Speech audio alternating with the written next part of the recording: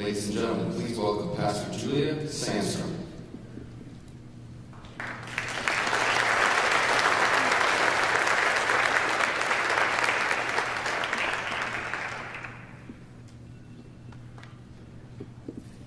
Let us pray. Gracious Lord, this day is a gift from you. The air in our lungs, the beat of our hearts, and the neurons firing in our brains, all are gifts from you. So we pause to give you thanks. We thank you for the food you have provided this day to nourish our bodies and remember those who do not know where they will get their next meal. We thank you for the words we will hear to nourish our minds and pray for those whose minds suffer from illness. And we thank you for the company of one another to nourish our hearts and ask you to be near to those who are lonely. May we steward the gifts we have been given to lift others up. Use the blessings we have received to bless others. Amen.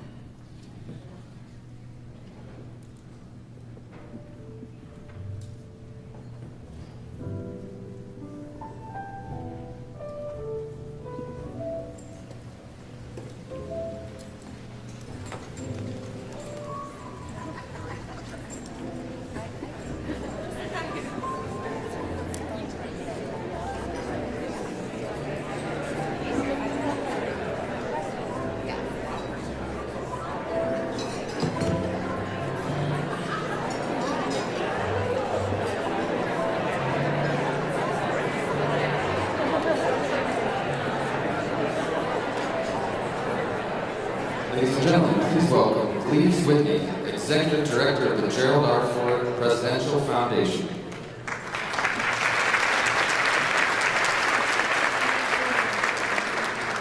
Wow, what a great crowd. I'm so pleased to see so many people who are here to celebrate a wonderful First Lady.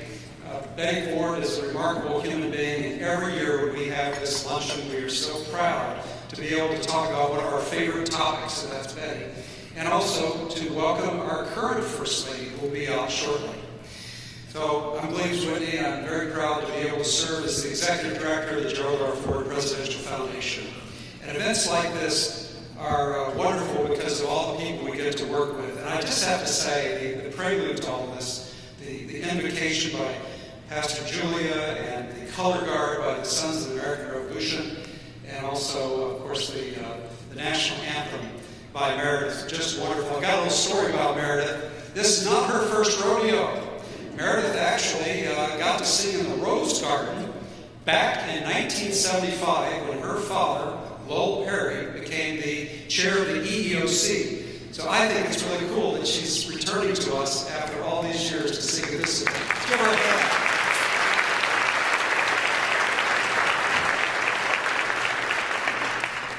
Well, you know, events like this have to require the cooperation of a lot of people. And Cicero once said that, you know, great partnerships double the joys and halve the burdens of life. And we've had some great partnerships to pull off today's luncheon. My favorite partnership, I think, of all today is FLAIR, the First Ladies Association for Research and Education, sitting at this table. Nancy and Anita and Diana and all of you at the table up here. I think that's table 5 if you want autographs. They are stars. We are so proud of our association with FLAIR, and in fact, we're proud that we were the first organization to recognize FLAIR, to affiliate with FLAIR. But with FLAIR, also people from American University, the School of Public Policy, are also part of this wonderful event. You're going to see I have a little bit of a split personality up here because we're talking about the luncheon, but we're also talking about a wonderful conference that's going to be over at the museum starting at 2:15. You guys didn't realize you're going to be in for the whole day, right? And FLAIR is such a key part of that conference. American University is a key part of that conference. We're so proud of that. The National Archives are a key part of the conference. So we're going to have the National Archives present. We're going to have Brooke Clement there at the Presidential Library Museums who's going to be joining us there. So a lot of great partners to pull off a great day celebrating our First Ladies and celebrating just all of you because of your support. So we've got other people here that I just want to mention real fast. You know, talk about partners. Sponsors are partners. Sponsors are key partners to what we do. So we're so happy to be just partnering with people at Corewell Health and Blue Cross Blue Shield and so many other organizations, the Steve and Amy Van Andel Corporation, and we've got in the foundation, we've got people from Grand Valley at the Hauenstein Center. All of you have helped make today possible. Let's give all of them a hand.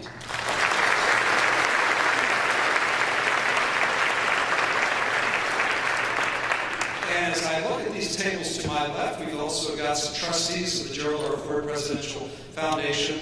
We couldn't do our work without you all. There's Chairman Mike Janador, your wife Sue is with you. Thank you so much, Mike. We also have Tina Friesdecker at Corewell, and we have Maria Chiptilly from Grand Valley. Thank you all for all the good work you do with the foundation. We have Ford family members here. Of course, Susan Ford is here with us, and we also have Greg Ford and Carla. I'm not sure where you are. I can't tell. Right there in front of me. Very good. So we always appreciate the Ford's participation in our events. We couldn't do this without your all's enthusiastic support for the work we do.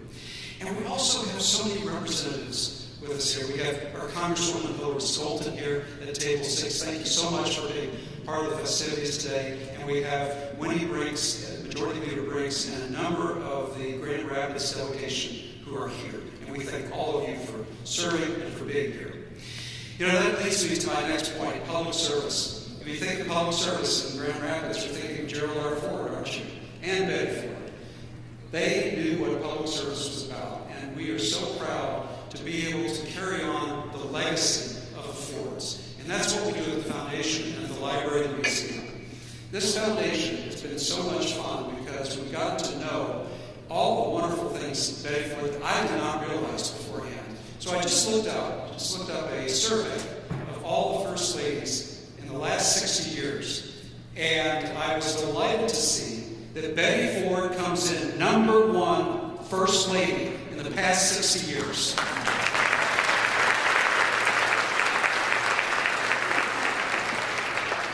It's little wonder when you think of all the women's lives she saved by telling her story, all the families she contributed to saving because she had the guts to allow an intervention. All of the women she made empowered to go into politics because of their interest in the ERA, the basic fairness of American democracy. You just see the list goes on and on. Those are the topics we're going to be exploring this afternoon. And I also, of course, whenever I mention Betty Ford, I can't help but mention Susan Ford Bales. Susan's a great partner of the foundation. She has been all along. Susan is the one. If you appreciate these luncheons, Susan and her mom were the architects of these luncheons. They started back in 2012. This is the 12th one. We had skipped a year with COVID, but this is the 12th one we've hosted. And Susan, if you like your gift at your table setting there, the stamp, that panel, Susan was the architect of that, working with the U.S. Post Office. It's always a delight and an honor to have Susan come back to Grand Rapids to join us. Please give her a warm welcome.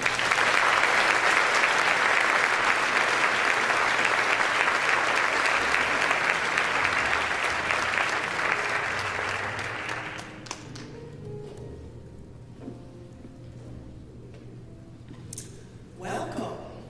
What a nice group today. Lisa McCubbin-Hill, Anita McBride, our friends from Flair, Rachel Siglo, Brooke Clement, your museum, foundation, colleagues, and trustees, Greg and Carla Ford, Joe and Donna Calvaruso, distinguished elected officials, guests, ladies and gentlemen. Welcome to the 2024 First Ladies Luncheon. What an exciting day for all of us.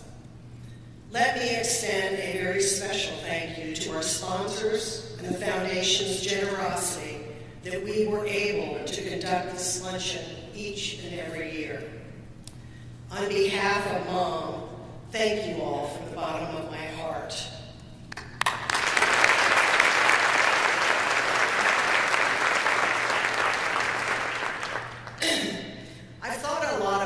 what to say and how best to introduce our extraordinary guest. How can I express the deep feelings that Mom and I would share about what it means to be honored by our guest in Mom's hometown? Ladies and gentlemen, it's not been an easy task. As I reflected on this task, my thoughts kept coming back to the great work that Mom and our guests each carried out for decades. History now allows us to see the bedrock connections between these two remarkable ladies. Each of them had their moment in time. Each of them had their moment to make a difference. So in short, they had one chance at forever. And oh my, ladies and gentlemen, did both of them make that moment count. There was a time when women had breast cancer and shame behind closed doors. There was a time when words of breast cancer would never be uttered publicly, and most certainly never by America's First Lady. And then, ladies and gentlemen, there was Betty. There was a time when the stigma of prescription drugs and alcohol addiction was as cynical as it was cruel. Most often, it was confused incorrectly with individual moral failure, and a failure caused solely by personal choice. And then, ladies and gentlemen, there was Betty. Now, I must admit that not all of Mom's examples are ones our guests should repeat. Lisa McCubbin Hill, and many of you will recall the now famous photograph of Mom taken by Mom and Dad's good friend, David Kitterly. David's photo is of Mom standing on the cabinet room table in her favorite dancer's pose. So now a bit of inside advice to our guests. The next time that you are in the cabinet room, you might simply want to touch it, not stand on the table. And then with a smile, remember your fellow First Lady, Betty. Today, the magnificent historical legacy that Mom created shines brightly. And it shines particularly brightly because of the wonderful works of our special guest. Just as Mom did, as being First Lady, our guest is a trailblazer. She has been a trailblazer in her many great works and in the examples that she set as a wife, mother, grandmother, role model, and First Lady. There was a time when First Ladies were expected to pick a small project and to stick with that project. No changes allowed. And ladies and gentlemen, then there was Jill. There was a time when women's health care policy and funding were kicked to the shadows of the OMB and congressional back rooms. And then, ladies and gentlemen, there was Jill. And there was a time when it would have been unthinkable for the First Lady to continue working outside the White House in her full-time career. And then, ladies and gentlemen, then there was Jill. A question that I am often asked is, what would Betty Ford think of our current First Lady? My answer yesterday, today, and tomorrow is like Mom, blunt and laser-focused. Betty Ford would be our guest's most enthusiastic supporter, period.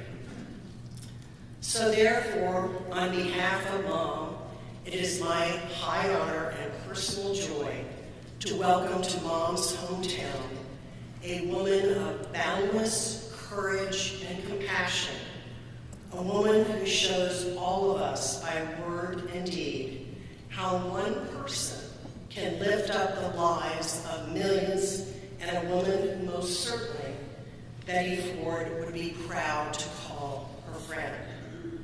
So ladies and gentlemen, the First Lady of the United States, Dr. Jill Biden. But also, let me welcome, because Dr. Biden has a medical issue, Dr. Carolyn Missouri, who will be presenting her remarks. So please welcome both ladies.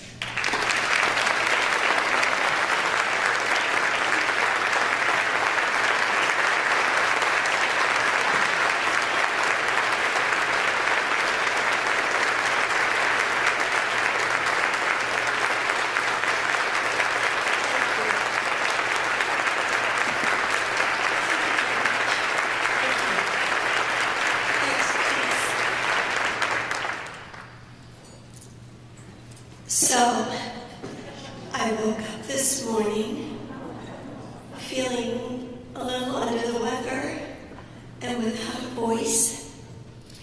And I said to myself, oh my God, what am I going to do? And I said, well, what would Betty Ford do? So I got myself up and I got myself together.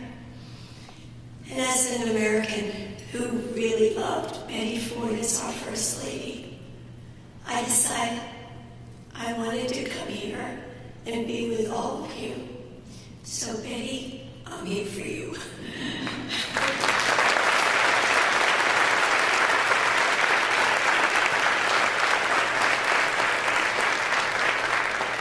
But I'm going to have to ask Carolyn Missouri to give my comments because I really don't think my voice would last through everything. So I'm sorry, but otherwise this would be the end. This has to be the end of my speech. So thanks.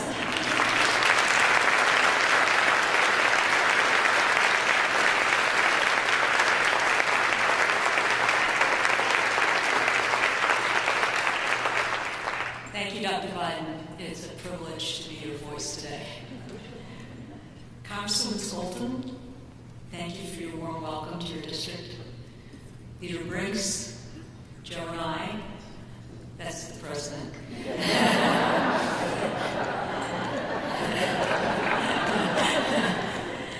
are grateful for all you're doing in Michigan to make women's health a priority. Executive Director Whitney and the foundation staff, thank you for making this beautiful luncheon possible. Good afternoon. A love of life born on the banks of Whitefish Lake, splashing for hours with friends in its cool, clear water, the summer sun baking down, a heart shared at Mary Free Bed, organizing dance parties for children in wheelchairs and leg braces, grit formed on Sunday shifts at Holpersheimer's during the Great Depression, helping her family pay the bills, the same grit and grace that helped her twirl across the stage at Carnegie Hall.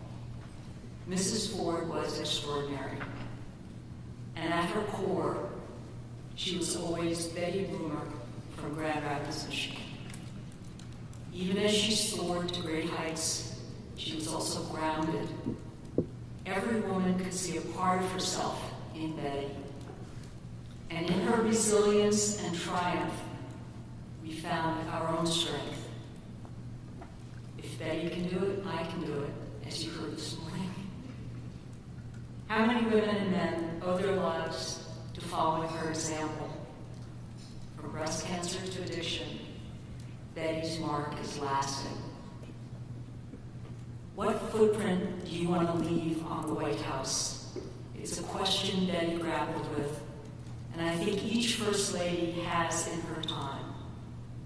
We are only given a moment, as Susan said, a flash on the pages of history. There's no roadmap for how to write your chapter, no course you can take or book you can buy.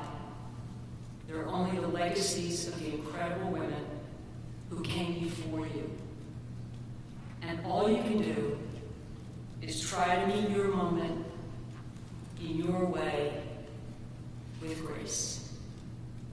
Mrs. Ford did not waste a minute of her moment. The historian Richard Norton Smith once said, Where women's health issues are concerned, American history is divided into two unequal periods, before Betty and after Betty. Today, I'm adding another chapter to the story of women's health after Betty.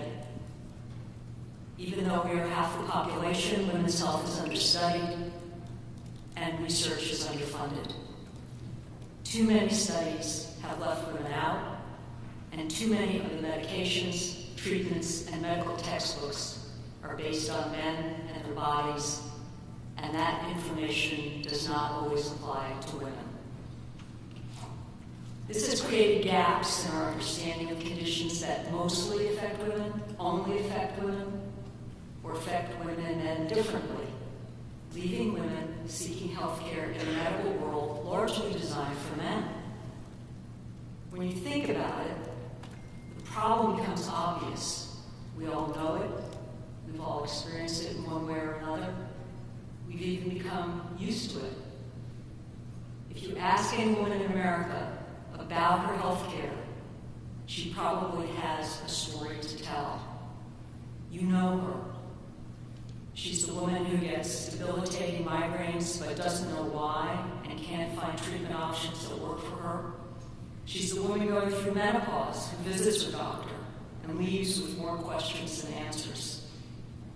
Even though half the country will go through menopause at some point in their lives, she's the woman whose heart attack isn't recognized because her symptoms don't look like a man's. Even as heart disease is the leading cause of death among women. So many of us, and so many of the women in our lives suffer from health conditions for which we simply don't have answers or solutions because we don't have the research. It doesn't have to be this way. We can fundamentally change how our nation approaches and funds women's health research. That's what the White House Initiative on Women's Health Research is all about. We launched the initiative in November, and since then we've made remarkable progress. Joe signed an executive order to make sure that when the government funds research, the work includes women from the beginning. We're pushing forward innovation that can be life-changing. We're ensuring that when we make discoveries, those ideas get to the women and families waiting for answers. And Joe is pushing Congress to make the biggest and boldest investment ever made in women's health. $12 billion so that women can finally get the answers we deserve.